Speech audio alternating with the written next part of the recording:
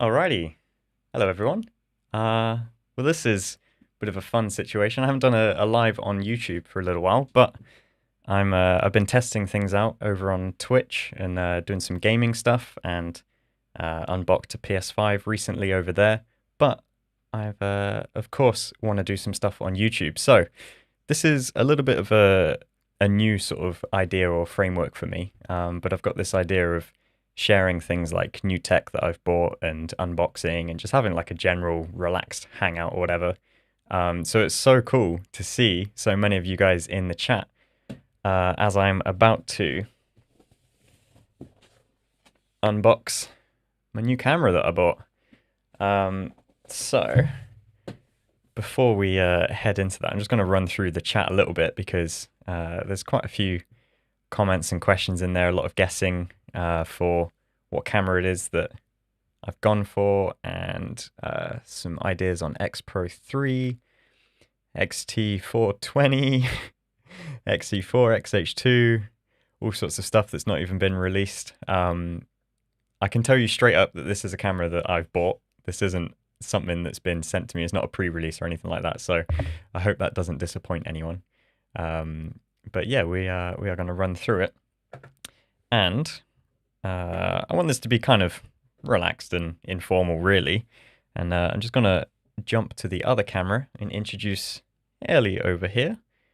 So Ellie's also in the room and is going to be checking on some of the chat and seeing kind of what's going on. And she can interrupt and let me know if people have got any burning questions. I'm also watching, so we're looking over the chat. Yeah. So you gotta open it. Everyone's like, you're teasing. all right. I'm teasing. But yeah, this is fun. How is everyone doing, by the way? Are we all good? I feel like I've been somewhat offline this past month. Just been staying indoors, really. Yeah, just taking things chill. Been doing a lot with the office, and I'm sorry, I'm distracting away from opening this. But yeah, I've been doing a lot with the office and working on a video, which should be coming out soon. But I think I might edit this one quick. But anyway, so the camera. Let's open this up. And oh, the arm's slightly in the way. So we've got usual WADA. It says on the book what it is. It is, of course, the X-T4. It arrived today as well. Yes. So this is really fresh. This is absolute box fresh. Arrived this morning. woke me up. It was a Black Friday deal, so got some extra batteries for free, and I bought it from Wex, in fact, and they had £100 off. So I thought that's, you know, that's a good scenario.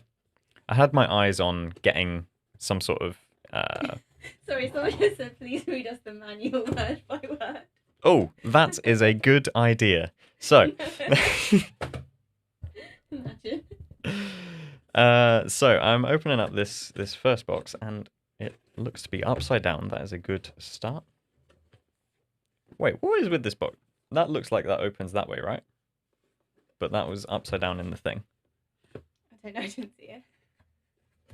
Yep, okay, well, someone in the factory has packaged this upside down, so good start. Oh, it's not even the camera first. This is the lens. Oh. Let's get rid of this rustle quickly.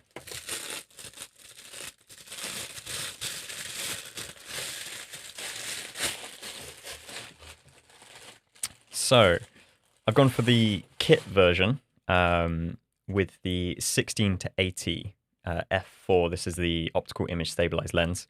I've been after this lens for quite a while, and I always thought that if I was going to get it, I was going to get it in the kit because you save like £400 or so rather than getting it on its own. So this is going to be, that is quite an extension. This is going to be a good sort of all-round video and travel lens. And I'll get into the nitty-gritty on why we've decided to go for the X-T4. There's nothing else in that box, was there? No. No, cool. All right. Yeah. Some more water here. Let's get out the egg carton.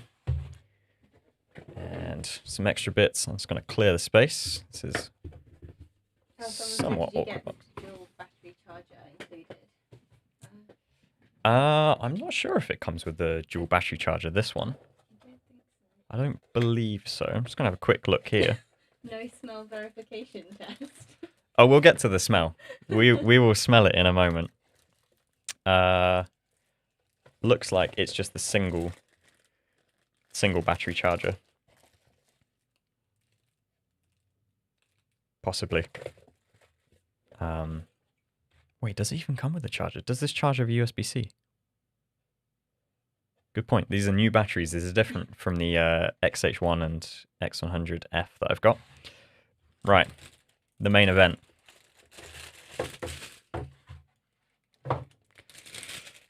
Dun, dun, dun. It's got a nice weight to it to start with. Sorry, rustle again.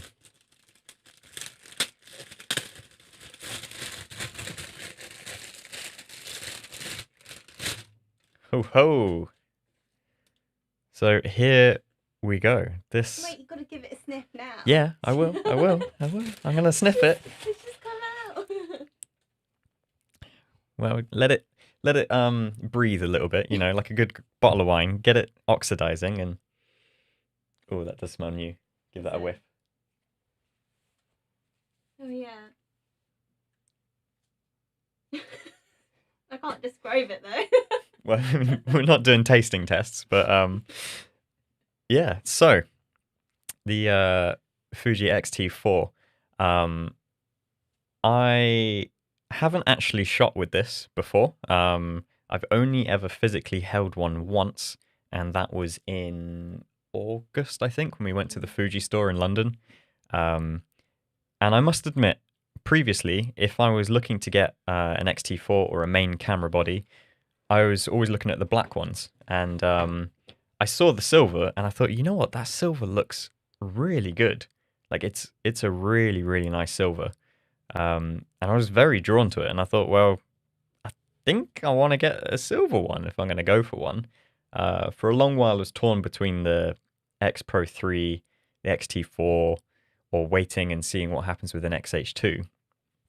And it kind of happened the other day when you came to me with a question about something. I can't even remember what the question was, but I somehow convinced Ellie that the answer was X-T4. To buy an X-T4. So this is somewhat of a joint camera situation. Ellie obviously shoots with the XE3 mainly. I shoot with the XH1 mainly. This is for photos. For video, I'm still using my Canon R5. And when it comes to making vlogs on Jelly, when we can travel, it's a bit of a mess because we've got all sorts of different cameras and footage that comes from things, and generally those vlogs end up being just a makeup of what gets left behind from my channel, which isn't very fair to the video, and it's not as enjoyable an experience piecing it together because it's a bit of a mess. So having a camera dedicated is the ideal solution, but using one of the cameras that I'm using on my channel confuses things because, like, well, which clip is for Jelly, which clip's for my channel? Using something that we already have, like a G7X, I am very reluctant to do these days because there's no mic input. The quality is just old, and I'm beyond that on the audio aspect, for one thing. And we've tried with a few others, like with the DJI Osmo Pocket, iPhones. Yeah, the Sony. We borrowed the Sony ZV-1 for a while. And a few things were a little bit problematic with the Sony in particular. The usability of, like, the whole turning it on and off was really slow and was just not, I don't know, it didn't feel like you could just get it out your pocket and just use it immediately.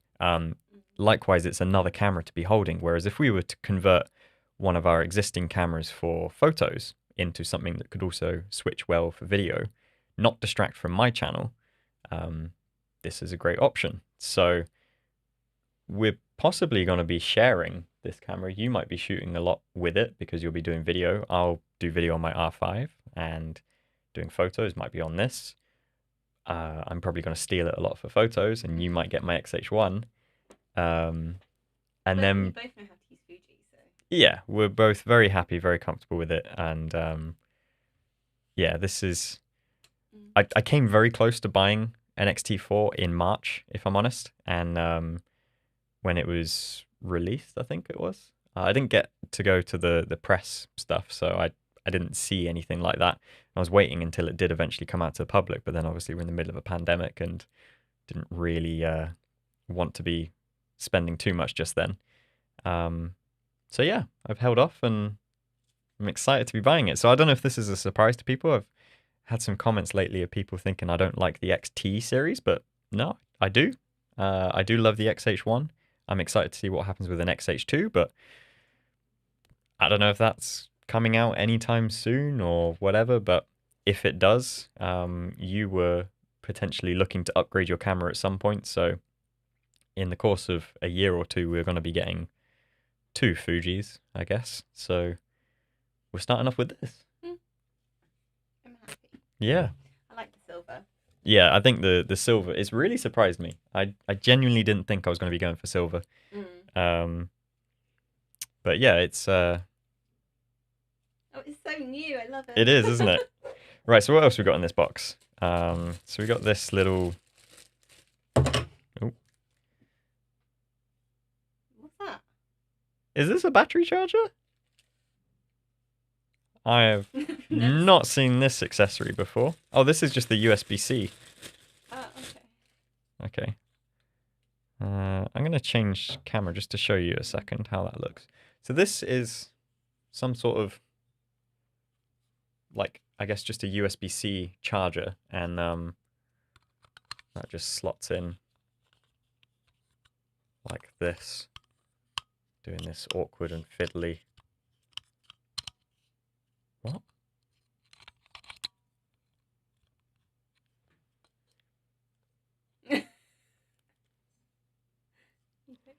I don't know how that fits. Let me see. We'll work it out. USB-C to audio. This is headphone out, I believe. Oh, you just slide it in. Oh, Oh, well that's a done. nice snap, though.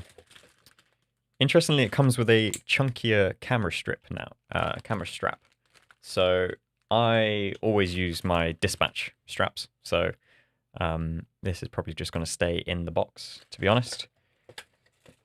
And these new batteries So these are a larger capacity than what's in the X100F and the V and in XH1. So new battery design, and part of the offer that I got this in came with a free one, and I just bought a third one just to be safe. It's always good to travel with extra batteries. So I doubt there's any charge in these, but we can have a look. Even like the battery door is a refinement. It looks massive in there. It does, doesn't it? So yeah, the X-T4 is grip-wise is slightly more than what the X-T3 was. Again, I didn't even get to shoot with the X-T3 really. I shot a lot with the X-T2. Obviously not as deep as my XH1. So I think when shooting primes and whatever is gonna be nice. You're not the biggest fan on the grip on the XH1, are you? Yeah. And of course we've got a flip out screen, which is new for Fuji and new for me on Fuji. Good for vlogging. Yep. So yeah, this is a good little setup. Interestingly though, the X-T4 has the same sensor as the X-T3. So there's no real improvements there, but that was a pretty significant improvement over the X-T2 sensor, which is the same as the XH1. So I'm going to be seeing improvements. But this does also have the IBIS, which is an improvement over the XH1 IBIS. So that's kind of cool. We'll see how that works. I never really got on that well with my XH1 for filming. It was the IBIS I found, I guess because it was their first generation, it was just a bit jittery and jumpy, and it just, I don't know, it always distracted from the video. So I generally just didn't like using it for video. I loved the picture it produced, but the IBIS and the stabilization was a bit of a messy one. So yeah, I'm hoping things are vastly improved on this, and people's reviews and people who've had early access to these over the last few months have sung its praises. So I think that's very cool. Let's put that lens on. Ooh.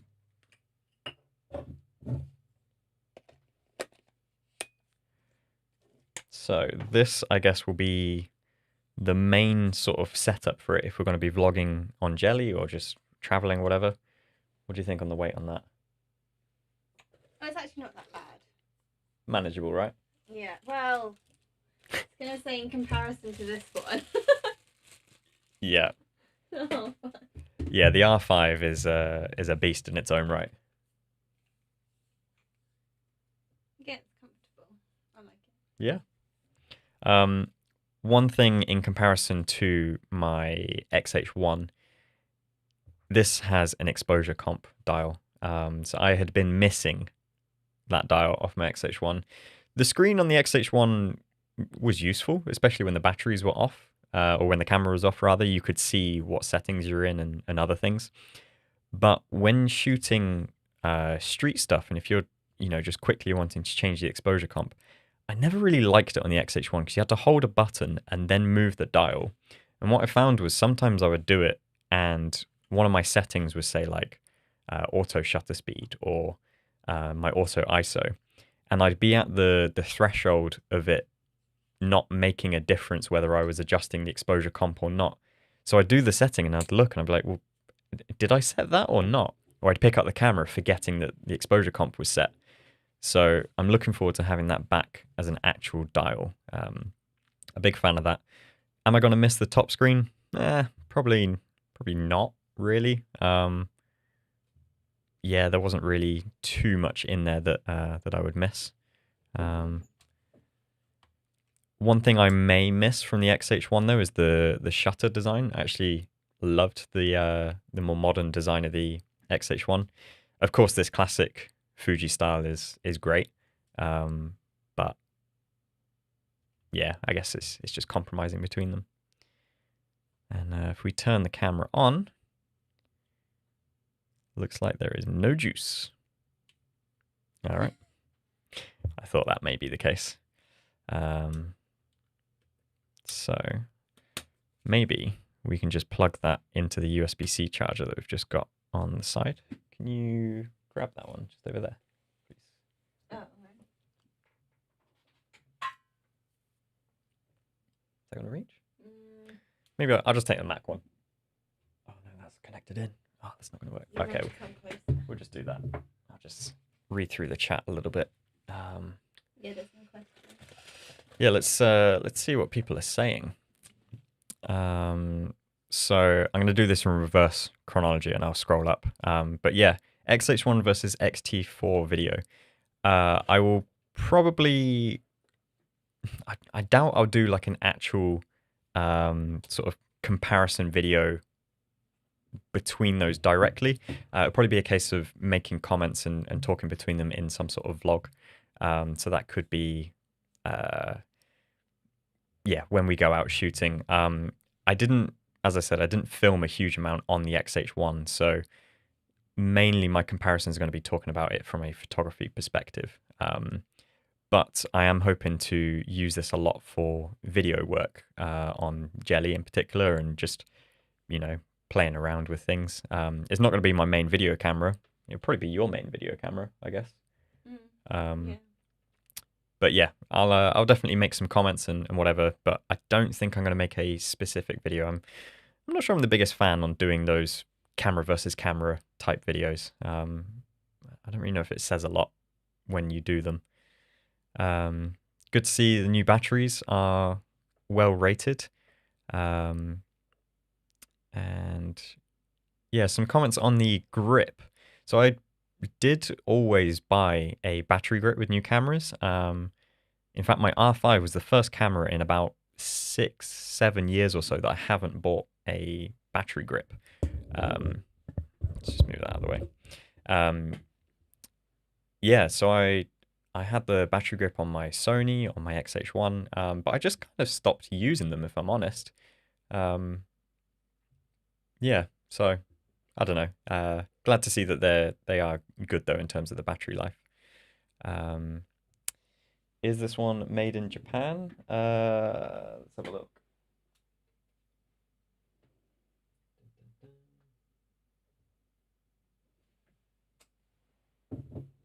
Can't see anything written. I know they do have a factory in China now, which they've started assembling things in. So I'm not sure if they've split production between them and this one is or isn't. But either way, it's going to be the same product at the end of it. What else we got? Glad other people are also keen on the smell test. It's a big thing. Sometimes it hits you when you open it. Other times you have to go hunting for it, but it's nice to have that early smell. Okay, so the dual charger comes in separately. Okay, I'm gonna have to look that up. I think I was a little bit rushed at the time that I bought it because I saw that the deal was disappearing. But that's fine. I've got plenty of USB-C charging stuff at the moment, so that should be all fine. If anyone's got any thoughts on the 16 to 80, by the way, I'd be keen to get some thoughts on that. I'm a little bit reserved by the fact that it's f4, but if I think about when I'm filming stuff, I usually put things into f4 anyway. It's just if I want to do something a little bit extra creative on a shallower depth of field, it may not have that. So we'll have to see how that goes. But I think the reason that I wanted the 16 to 80 is because it's got the image stabilization. I think that's a big factor. And it should work in tandem with the IBIS, so that'll be good. Okay. Have you seen any questions I should have? Oh, just go to the bottom. Go to the bottom. Yeah. Oh, more coming in. More coming in. Any idea what's going on Fuji UK? No, I don't really have much contact with them. I mean, I know them, but I don't have a great deal of contact with them. I try, but thoughts between X-T3 and X-T4. I never really shot with the X-T3. I've held a few, like at Photokina when it first came out. from what I've seen, the sensor improvements, because I believe it changed to a backside illuminated sensor. So for low light stuff and just general cleaner and sharper imagery, I think it has an improvement on. So I'm looking forward to seeing that. Likewise, it's the same sensor that's used in the X100V, which I've only done a few comparison test shots in here. I wasn't allowed to take it out when I had it for that day earlier this year.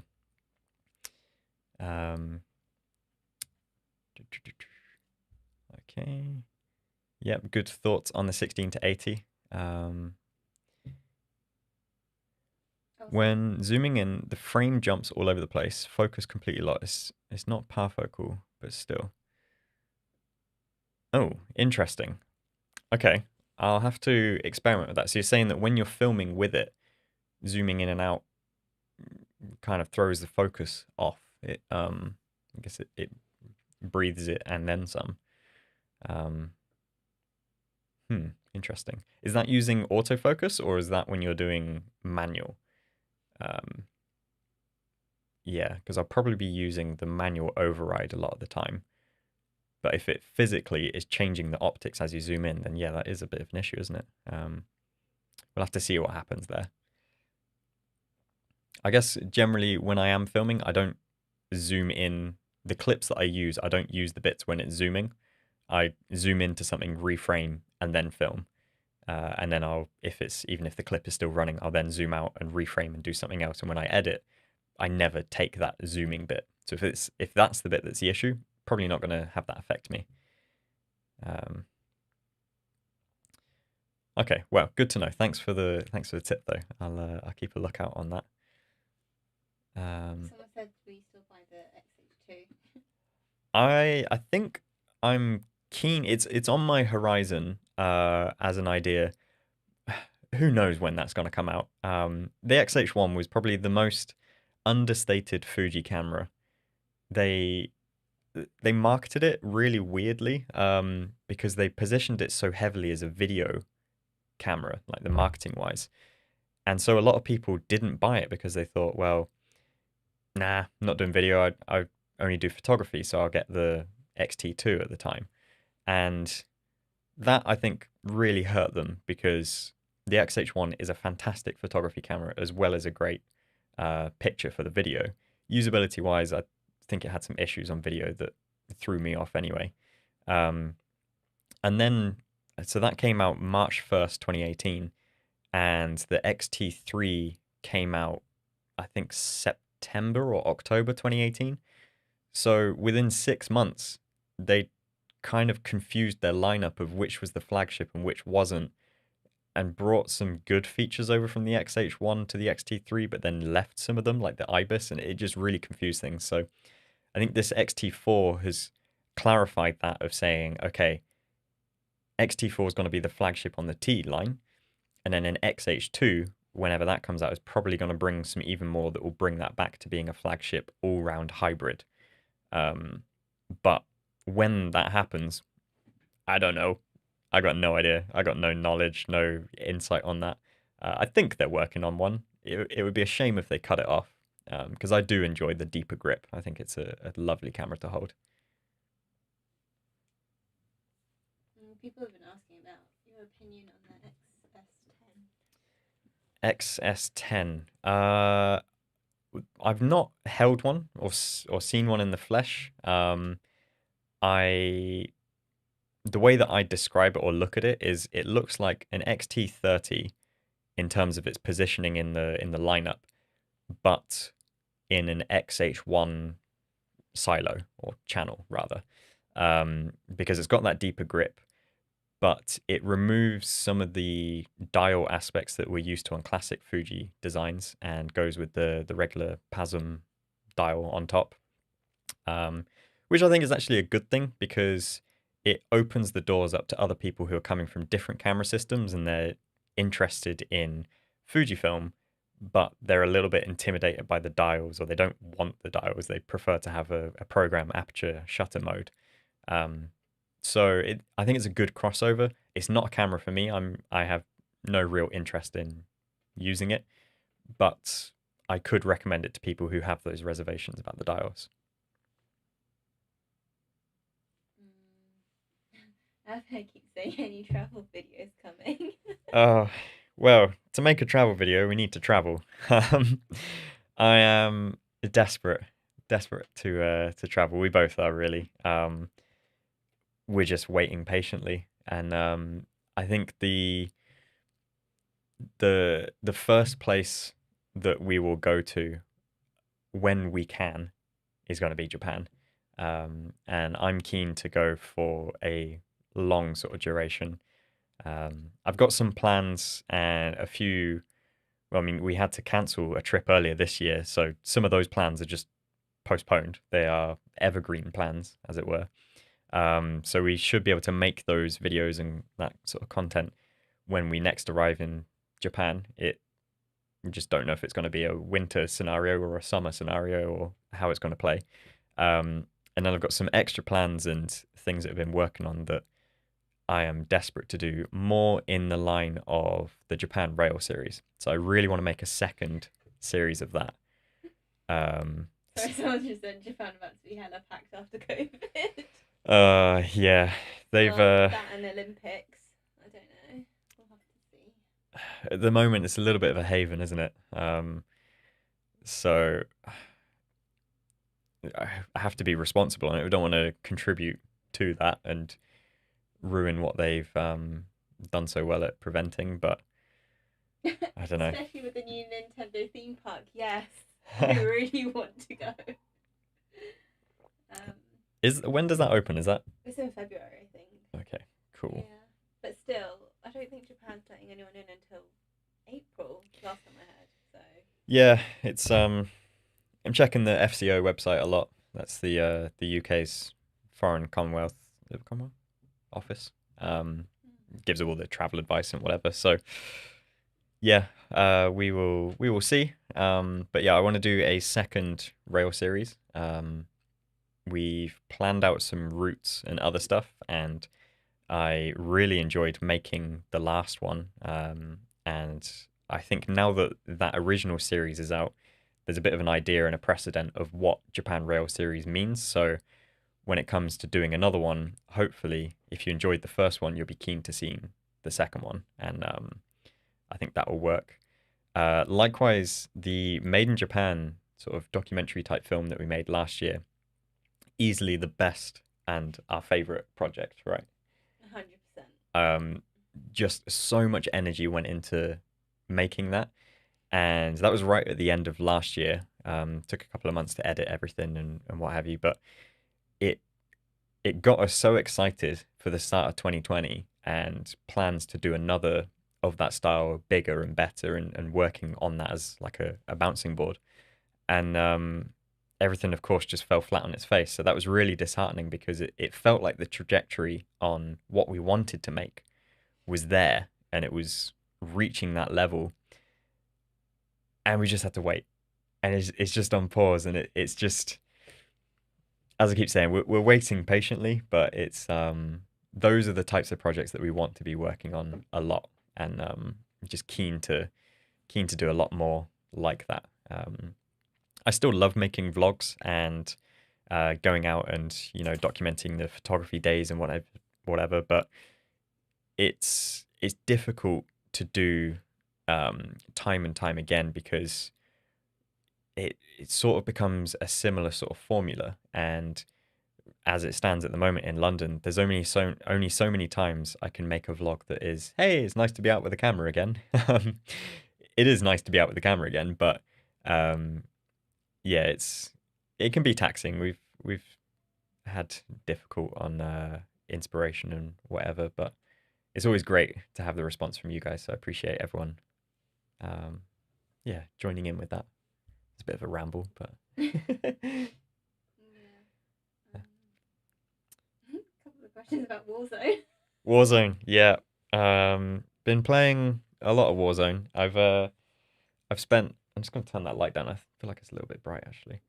Yeah, I've probably spent more time in Verdansk than I have anywhere else this year. It's actually a disgusting number of hours I've spent playing Warzone. And you play Modern Warfare most nights as well. I Gonna do. drop you in on that. I like the multiplayer, but I still can't do Warzone. I like the zombie one. Yeah, That was my favourite. yeah, Still not good, but I like the zombie one. I thought that was yeah. yeah. So yeah, I've been streaming a lot of games on Twitch. So if you want to go follow on Twitch, that's been fun. Yeah, as I said, we've been playing pretty much every day the last 7, 8 months or so now. And it's been good. It's been a good sort of escape from the world and passing the time. And as I've been leveling up on stuff, I thought, well, I kind of want to start documenting this, so started putting it on Twitch. So yeah, if you want to go follow on Twitch, it's just twitch.tv/joeallam. Might play later this evening, maybe stream it. I don't know. We'll see if the boys are up for it. Oh, someone did say that office tour. That's coming. Yes, that's a fun one. So the office, which as you can see behind, has been developed and improved a lot. Been taking a lot of time setting up this room over the year. All started off with the desk, which is a custom build and been working on since August or September of last year. And going through other stuff and then painting and shelving. And I am incredibly fussy when it comes to choosing what's like in the room. So choosing the shelves, trying to find the shelves that fit the aesthetic that I wanted, but also fit the practical purpose and fit the physical dimensions of that weird little like Nook. I don't know, nook, I don't know what nook and or cranny of that room, of this room rather, and yeah, trying to get it to fit exactly what I wanted and have some sort of vision for it. I am incredibly indecisive on, but at the same time, as soon as I see it and I know it, I'm like that is the one. But I'm super happy with this room. It's functional in the way that everything is stored and has a purpose, but it's still aesthetically pleasing. One of the difficulties of having such a small room is that I need to store stuff, but I also need to be able to film from almost any angle. So yeah, it's been really tricky, but I think it's come out good. Yeah. I'm happy with it. Yeah. Amit says Canon R5 your primary video camera now. Yes, definitely. Yeah. Yeah. Any thoughts on the Viltrox 1.4 lens? I've not used any of the Viltrox stuff. I've seen them promoted quite heavily on Amazon. For those who don't know, Viltrox make these sort of, I think they're quite good lenses, but at more of a budget pricing. They're definitely quite aggressive on going for the larger apertures. So they've got like 1.4, and I believe they've even got like a 1.2. And they're sort of a little bit of like a no-name brand that has grown up and started building some stuff. I've never shot with them, so I can't tell you on the quality of them. I'm interested by them, but I think I would probably still go for first-party lenses for Fuji. Yeah, I think I'd just rather go for that direct match. I don't know. Yeah, I don't know the quality of them. I was looking at the wrong camera there as well, I realized. Have you done a plan to do an editing photo live on Twitch or something related to photography? That's Adobe stuff, I guess.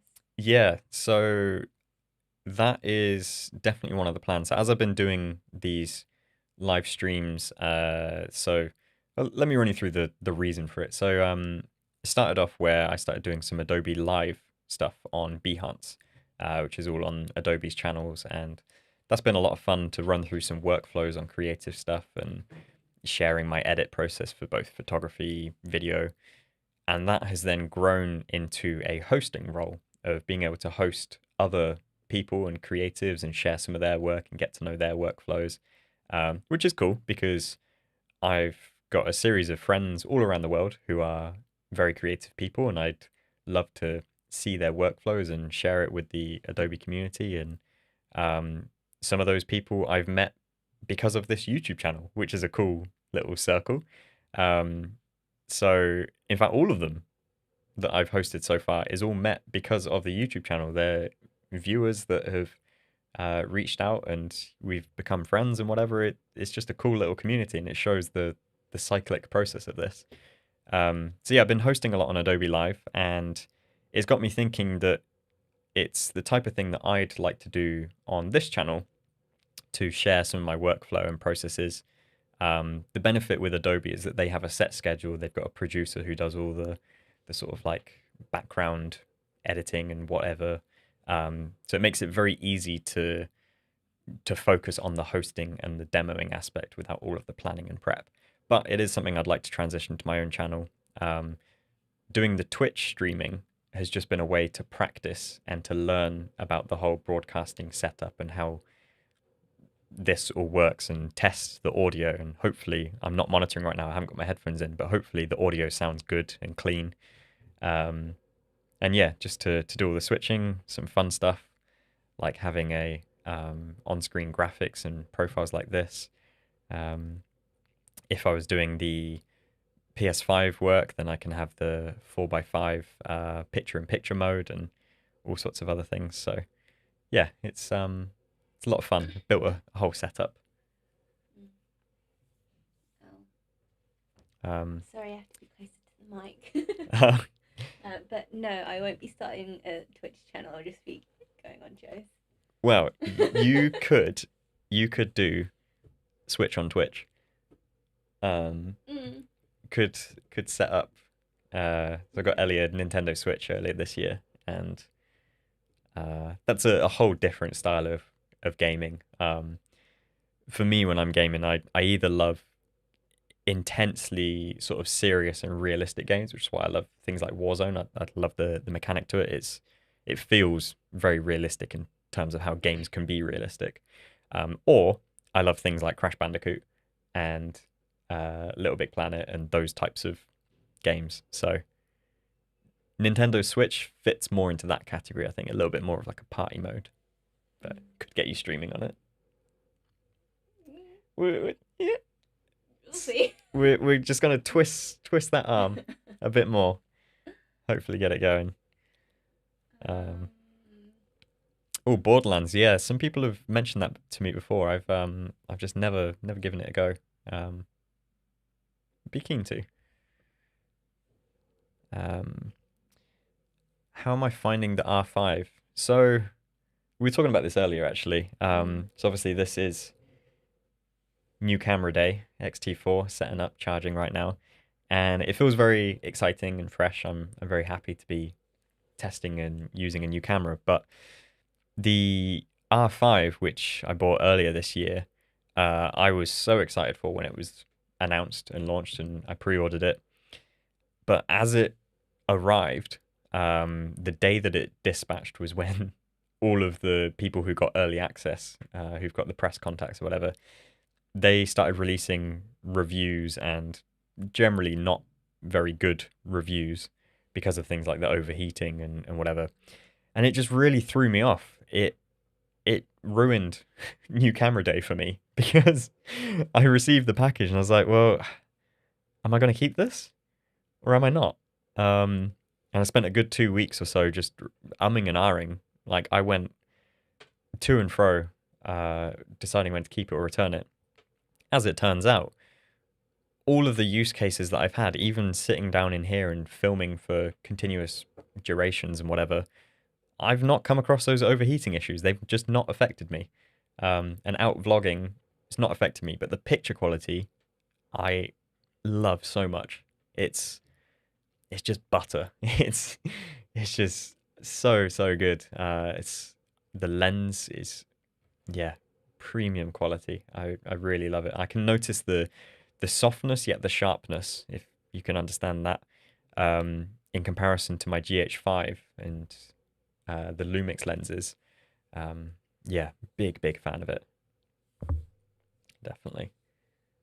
I don't know if we should just end it on this last one. Sure. your video? Is it even your video about uni grades and stuff? Question is a degree even necessary to begin with? I'm in uni right now and struggling hard. Yeah,